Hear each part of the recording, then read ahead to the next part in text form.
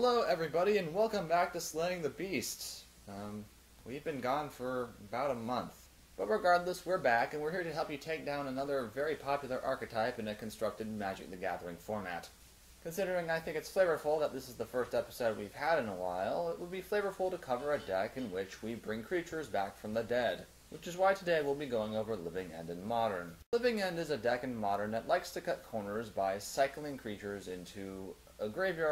Once enough of these creatures are in the graveyard and their hand is still full from the cards that they drew into from the cycled creatures, they will proceed to cast a Cascade spell. The most common of these is probably either Violent Outburst or Demonic Dread.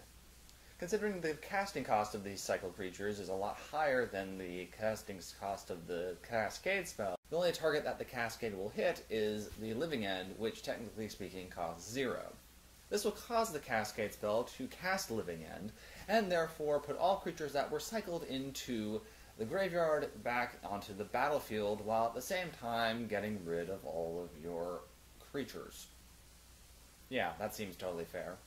While this is a very terrifying strategy, as it gives your opponent a very large board state around turn 3, it's important to note that Living End is obviously a graveyard-based deck. This means that just about everything that would work against a Dredge deck would more than likely work against a Living End deck.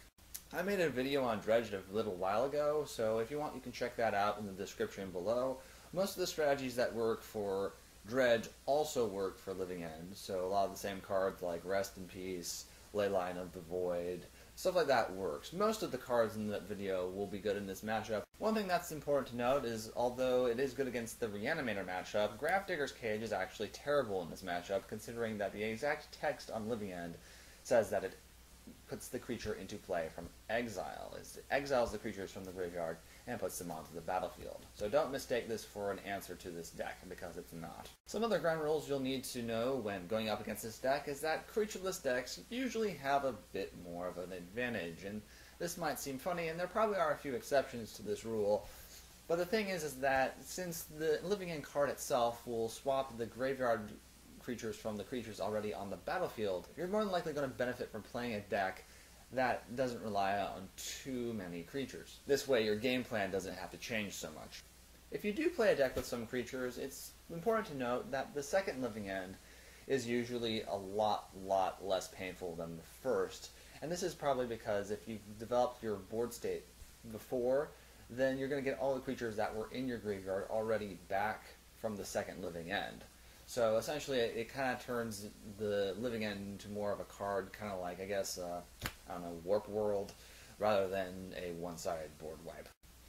Oddly enough, because the deck doesn't have a whole lot of disruption, the most powerful form of disruption it probably has is land destruction. It uses this in mainly Fulminator Mage, but occasionally it does run main deck Beast Withins.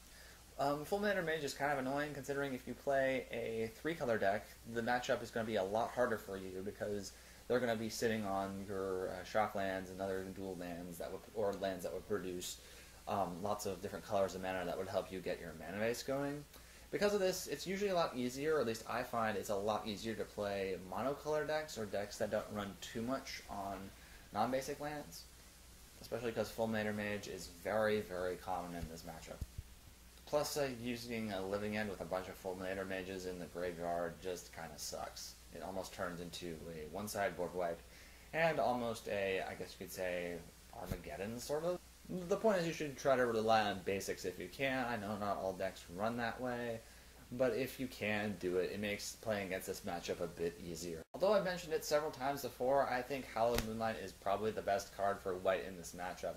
I know I've said that about 5 times already, but seriously, this card is just nuts. It stops almost everything that's completely unfair. Believe it or not, probably the best counterspell for blue in this matchup is probably Trick Bind. Believe it or not. And the reason I say this is because you can not only counter the Cascade from the Cascade spell, which will prevent it from cascading into Living End, you can also counter several other things. And you can counter Fulminator Mage's ability.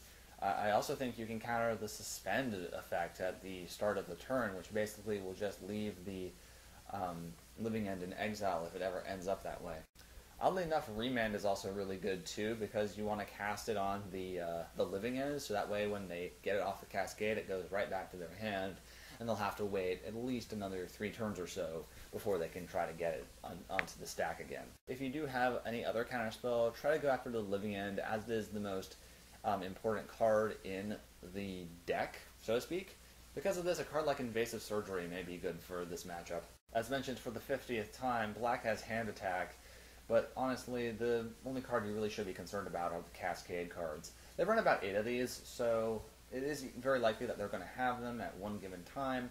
And like I say, if you do get rid of them, it's going to be really hard for them to get that Living End out. Also, card-sniping cards like Slaughter Games, Memoricide, Surgical Extraction are all wonderful in this matchup. However, I will say that even if you do get rid of the Living Ends, they can still win late game by actually hard-casting the creatures that they would cycle. If you're going for a red deck, or mono-red deck, oddly enough, Burn by itself is usually enough to take this deck out, considering that a lot of the lands they use will more than likely do damage to them. Also, just a fair word of warning, if you do run creatures in your red deck, or your fair-based red deck, you're going to have about 2 turns to do as much damage as possible, which probably will be about, I don't know, 4 or 6 damage or so before they start doing Living End, but you're going to have to be reliant on Burn. Just try to play the most efficient Burn possible if you do run a deck like that, but if you run another fair, aggressive red deck, it's going to be kind of hard for you to get that ball rolling if they actually get the Living End out. Bottom line is you just got to work as fast as possible and hope they don't get it.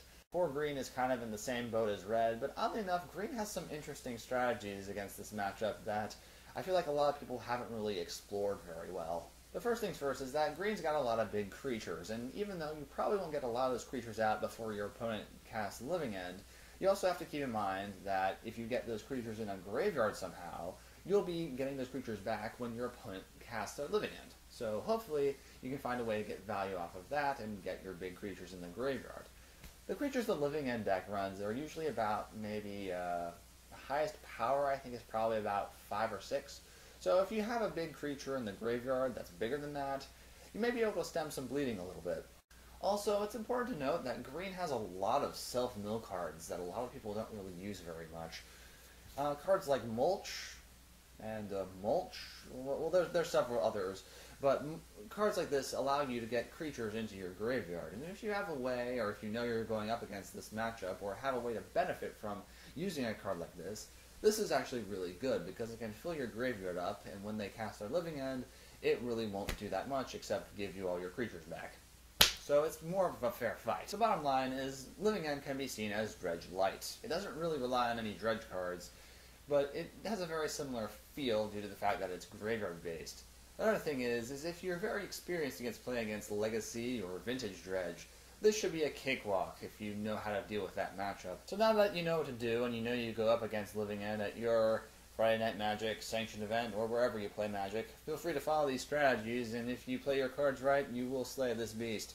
I want to also give out a big apology for the delay of this episode.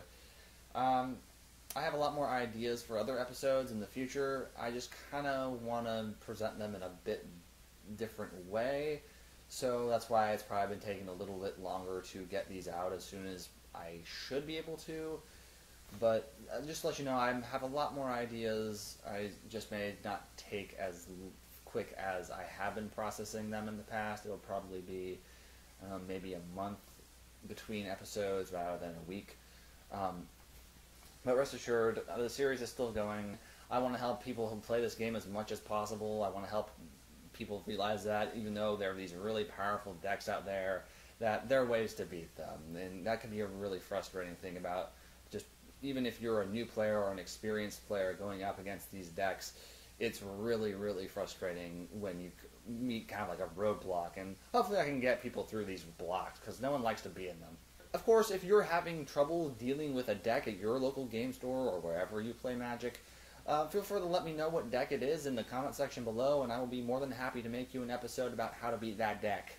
Again, every player on Earth deserves to know about this, so please like and subscribe, as it really does get the message out there. Thank you all so much for watching and for your patience, and I'll see you all next time.